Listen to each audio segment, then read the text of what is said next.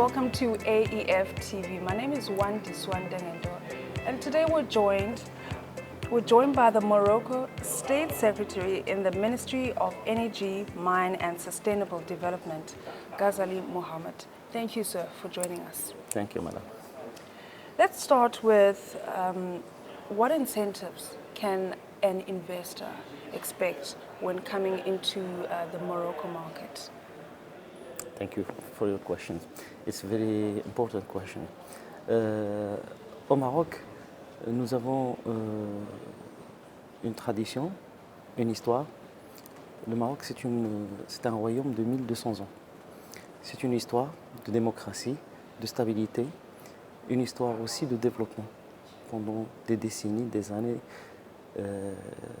qui s'est développée à travers le temps. À partir de 2009, le Maroc a mis en place une stratégie énergétique très ambitieuse qui a mis en avant les énergies renouvelables comme pilier de cette stratégie pour les futures générations, pour préserver le futur du Maroc, des générations, mais aussi réduire son indépendance qui était à l'époque de 98% par rapport aux énergies fossiles.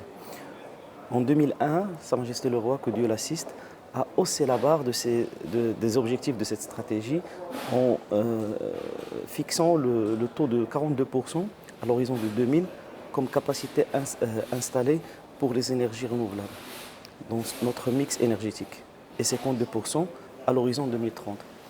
Cette stratégie énergétique s'est déployée aussi par l'ouverture au privé pour qu'ils puissent contribuer à la mise en place des différents projets. Aujourd'hui, nous sommes à peu près 55 projets qui sont soit mis en place, soit en cours de réalisation, avec une capacité installée des énergies renouvelables d'à peu près 34%. Nous avons à peu près 12 nationalités qui coopèrent au Maroc dans les énergies renouvelables sur les différents projets.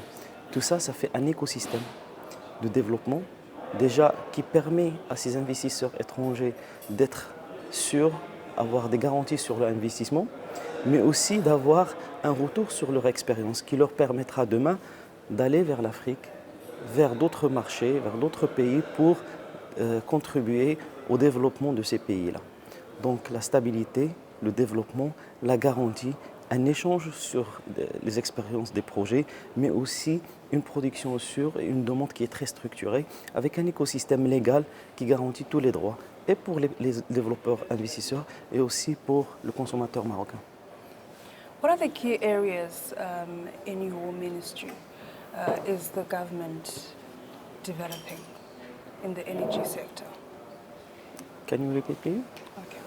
What are the key areas in Morocco's energy sector does your ministry prioritize? En effet, en énergie secteur, nous priorisons les projets qui répondent en premier lieu aux besoins. Nous avons une demande qui est très structurée.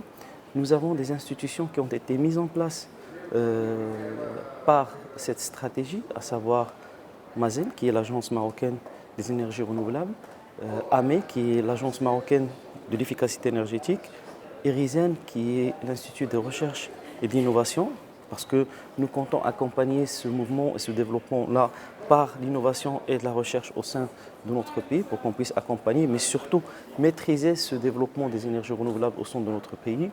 Et aussi la restructuration de l'ONI, l'ONI qui est un gestionnaire de réseau, un producteur, anciennement un producteur de l'électricité au Maroc. Donc nous priorisons les projets qui répondent en premier lieu aux besoins du royaume, pour assurer un équilibre, pour assurer l'activité économique. Comme vous le savez, l'énergie, c'est le socle, c'est le pilier même de toutes les activités économiques. Donc tous les projets qui répondent à ces besoins-là seront les plus priorisés. Mais d'une manière générale, nous sommes ouverts à toutes les nationalités, nous sommes ouverts à tous les projets de valeur ajoutée, création d'emplois, valeur ajoutée en termes de création de richesses, mais aussi qui échangent et qui transfèrent avec la population et avec les institutions nationales. So what is the future of strategy of the energy sector in Morocco? Good question. Aujourd'hui, comme vous le savez, notre stratégie arrive à un stade de maturité. de maturité, non seulement par rapport aux objectifs réalisés et d'autres objectifs qui sont sûrs d'être réalisés d'ici 2020 ou 2030. Et puis après, revoir un certain nombre d'éléments à développer aussi, parce que toute stratégie elle est perfectible. Tous les éléments sont revus chaque année et pour pouvoir bien sûr assurer la réalisation, mais aussi assurer d'être au parfum de ce qui se passe à l'extérieur.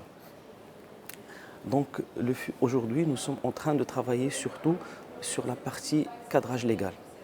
Nous avons eu une loi qui s'appelait la loi 1309. C'est une loi qui a accompagné cette stratégie, surtout en matière d'ouverture vers le secteur privé, qui nous a permis aussi de partager avec ce secteur privé la réalisation et surtout les ambitions de cette stratégie. Aujourd'hui, elle arrive au point où il faut l'améliorer pour donner beaucoup plus de chance au secteur privé, peut-être entamer d'autres projets d'un niveau supérieur, mais surtout donner beaucoup plus de visibilité au secteur privé pour le futur de cette stratégie. Aujourd'hui, nous avons déposé cette loi au niveau du secrétariat général du gouvernement, cette loi qui tient non seulement compte de l'ouverture du secteur vers le privé, mais surtout de cadrer les procédures d'obtenir les autorisations. Comme j'ai dit, la transparence, l'exportation de l'énergie vers l'étranger, et bien d'autres éléments qui ne feront qu'améliorer notre secteur. Aussi, il y a une autre loi qui est en cours d'élaboration, qui est la loi d'autoproduction. Notre réglementation aujourd'hui réserve cette partie-là à des grands consommateurs. D'accord ? Pour la prochaine loi de l'autoproduction qui est à part et qui va viser l'ouverture de l'autoproduction vers tous les consommateurs, sans exception, avec des conditions bien évidemment pour non seulement normaliser le secteur, mais aussi donner beaucoup plus de garanties pour qu'on puisse avoir un réseau national sain et sauf, mais qui pourrait bien évidemment accompagner ce développement de l'autoproduction. Il y a aussi le code GRID, c'est un cadrage légal et normatif de l'ensemble des techniques pour l'usage du réseau national. Et il y a aussi une étude qu'on est en train d'élaborer concernant la capacité d'accueil des projets futurs des énergies renouvelables.